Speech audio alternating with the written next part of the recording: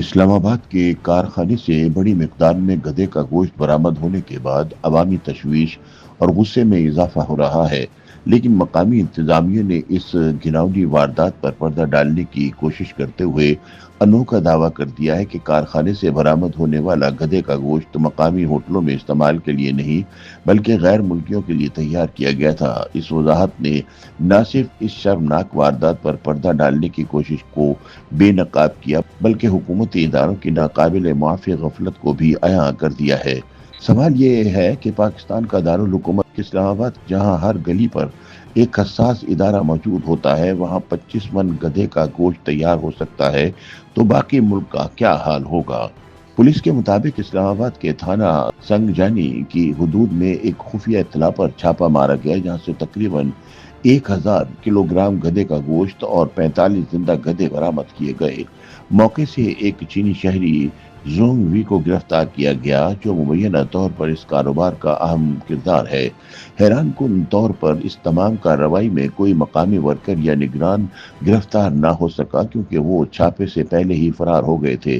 اس حوالے سے سامنے آنے والی مزید تحقیقات سے انکشاف ہوا ہے کہ ان گدھوں کو پنجاب کے مختلف علاقوں سے لایا جاتا تھا۔ ان کی کھالیں گوادر کے راستے چین بھیجی جاتی تھی، جو کاسمیٹکس اور ایجیاؤ نامی دوائی بنانے کے لیے استعمال کی جاتی تھی، جبکہ گدھوں کا گوشت پاکستانیوں کو کھلانے کی بجائے صرف غیر ملکیوں کو پیش کیا جاتا تھا۔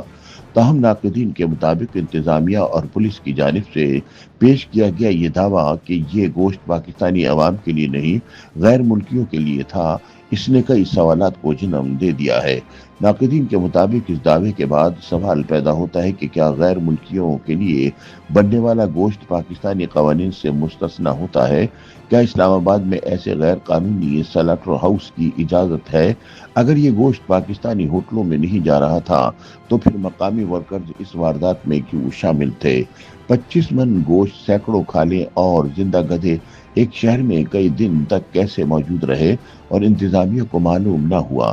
سینئر صحافی حامد میر نے بالکل بجا سوال اٹھایا کہ کیا واقعی یہ سب گدھے ذبح کیے گئے تھے یا مرے ہوئے گدھوں کا گوشت استعمال ہوا، اور اگر یہ گوشت ہوٹلوں میں نہیں جا رہا تھا تو گودام میں رکھنے کا مقصد کیا تھا؟ اسلام آباد سے بڑی مقدار میں گدھوں کا گوشت برآمد ہونے کے بعد سوشل میڈیا پر شہریوں کا شدید رد عمل سامنے آیا۔ لاہور کے بعد اسلام آباد کا نام بھی گدھے کے گوشت کی فہرست میں شامل ہونے پر کئی صارفین نے غصے، طنز اور مذاق کے ذریعے اپنا احتجاج ریکارڈ کرا دیا۔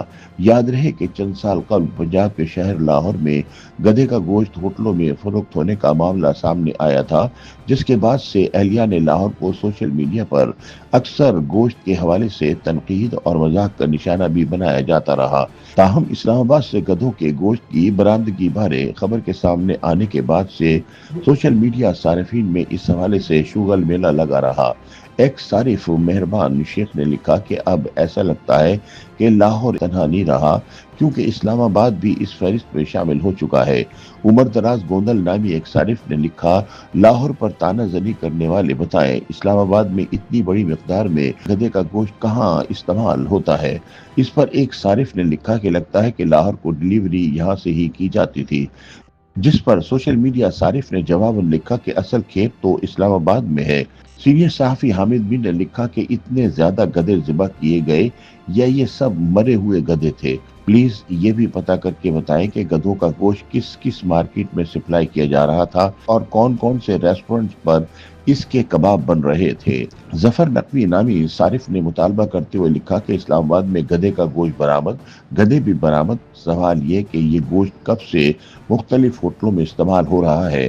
دوسرا سوال یہ کہ کون کون سے ہوٹلوں میں استعمال ہو رہا تھا؟ انتظامیہ کہاں تھی؟